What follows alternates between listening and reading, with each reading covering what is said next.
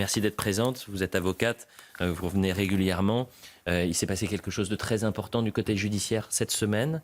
Vous êtes l'avocate de la petite Salomé. C'est une jeune fille qui a été battue parce que juive, qui a été violée. Le tribunal pour enfants de Nanterre a condamné vendredi à 9 ans et 7 ans de prison ferme 2 mineurs jugés pour le viol à caractère antisémite de cette jeune fille, de cette jeune Salomé. Ça s'était passé en 2024 du côté de Courbevoie et je me souviens que vous étiez venu nous en parler quelques heures après les faits. Laurence Ferrari a interrogé Salomé, elle a pu échanger avec elle. Je vous propose d'abord qu'on écoute Salomé, priorité évidemment à Salomé, et Laurence qui lui pose la question comment va-t-elle. C'est un échange qui dure un peu plus de 15 minutes et que vous aurez l'occasion d'écouter en intégralité aujourd'hui sur CNews. Nous sommes un an après l'agression que tu as subie. Comment est-ce que tu vas?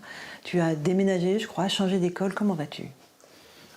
C'est toujours très compliqué. J'ai encore des séquelles. Parfois, j'ai toujours du mal à m'endormir. J'ai des flashbacks, des moments qui me reviennent. J'ai des habitudes du quotidien qui ont changé. Il y a des choses que je n'ose plus faire comme avant. Par exemple? J'ai peur de sortir toute seule, ou je suis moins sociable, je fais plus attention à moi-même. Et je vous propose d'écouter un nouvel échange où Salomé explique qu'elle tente de se reconstruire.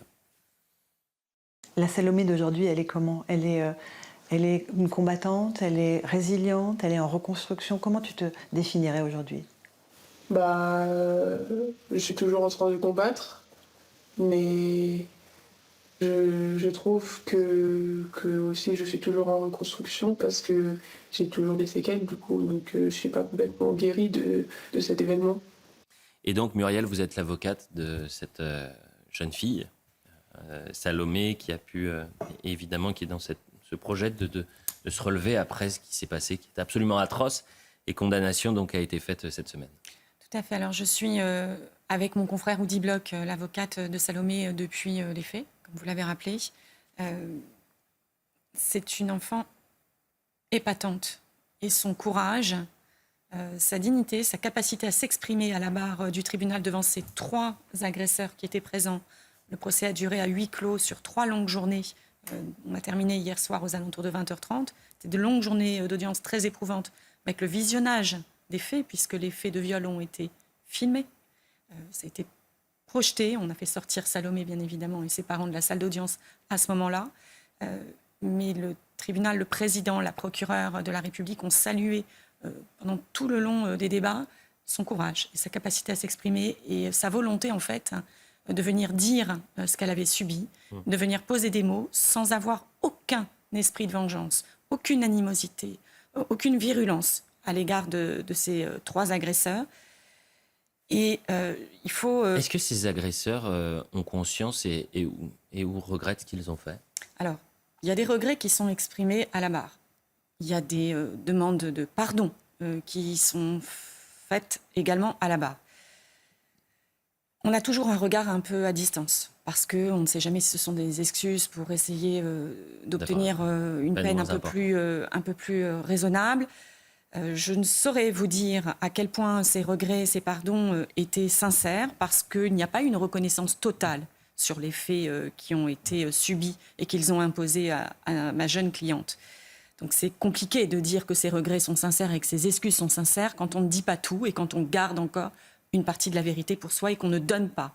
Parce que Salomé était venue pour obtenir des explications, pour comprendre ce qui s'était passé, pourquoi elle, comment ce projet, ce guet-apens qu'on lui a tendu, comment est-ce qu'il avait été fomenté, pour quelles raisons exactement.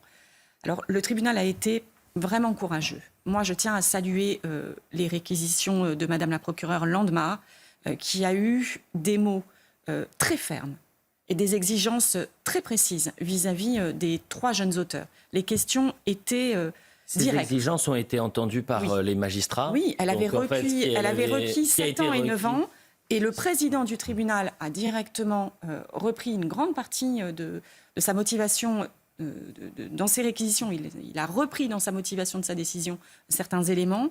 J'ai eu l'autorisation et de la procureure de la République et du président du tribunal de donner quelques éléments qu'ils m'ont remis et qu'ils souhaitent et que je souhaite porter à votre connaissance. Pour la procureure, elle a expliqué que Salomé avait subi des choix délibérés de ces jeunes auteurs, des choix délibérés, les mots sont importants, qu'il l'avait contrainte, que c'était leur choix et leur libre arbitre. Ils avaient choisi de la chosifier.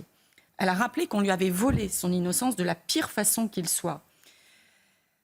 Monsieur Stobinski, le juge qui a présidé cette audience, quant à lui, a dit qu'il ressortait des éléments du dossier que le jeune auteur, le plus jeune, celui qui a 12 ans, celui qui connaissait Salomé, celui qui l'a amené dans ce guet-apens, nourrissait à l'égard de cette confession, la confession juive, une haine profonde, notamment au travers du conflit israélo-palestinien et de l'assimilation de la judaïté de notre jeune cliente victime au soutien de l'action d'Israël, et alors même que l'auteur s'était lui-même converti à l'islam. On a abordé très précisément ce problème des conversions à l'islam pendant ces 3 jours d'audience. Il n'y a pas eu de sujet tabou. Les choses ont été dites, les questions ont été posées. Vous dites est essentiel, et c'était très c'est-à-dire important. qu'elle a été victime, si je comprends bien, parce que juive. Oui. Elle a été victime parce qu'elle représente en quelque sorte Israël. Exactement. Et elle a été violée, battue par son bourreau, parce que moi je ne peux pas parler d'un jeune garçon, un bourreau qui a 12 ou 13 ans et qui voit dans sa religion la version la plus radicale. Oui, c'est exactement cela. Et je précise, le tribunal, dans sa motivation, reprend qu'elle n'aurait pas été violentée puis violée si elle n'avait pas été juive. L'appartenance à cette religion constituant l'origine des violences et s'appliquant nécessairement au fait de viol. Voilà, donc c'est dit de manière très précise. On a rappelé qu'elle avait été violée à 5 reprises par 2 des garçons. Ça a duré 58 minutes, ce calvaire. Elle a été battue, elle a été humiliée, elle a été mise à nu, filmée, nue, pendant les faits. Elle a été brûlée. On a approché de ses cheveux, de ses joues, des briquets. Donc tous ces éléments ont été repris et c'est ce qui a justifié une décision exceptionnelle pour un tribunal pour enfants. Et vous le savez, parce que ce ne sont pas les décisions qui sont rendues en règle générale par les tribunaux en matière de justice des mineurs. C'est important de le dire. La procureure de la République a notamment vraiment regretté le fait que cette audience se déroule à huis clos, parce qu'elle a dit qu'il y avait beaucoup de leçons à tirer, à beaucoup d'égards, qu'il ne s'agissait pas d'un fait divers, mais bien d'un fait de société.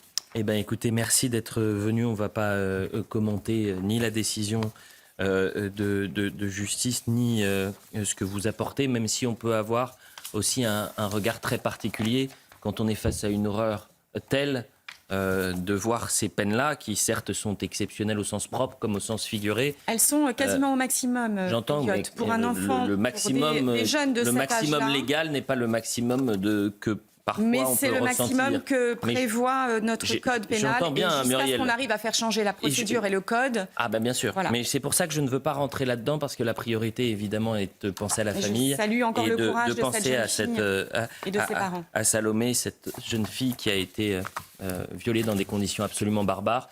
Et évidemment, il était essentiel d'en parler au lendemain Je vous remercie. de ce procès. Merci Muriel d'être Merci venue, à merci à tous les 6. J'aurais aimé vous parler d'actualités plus heureuses.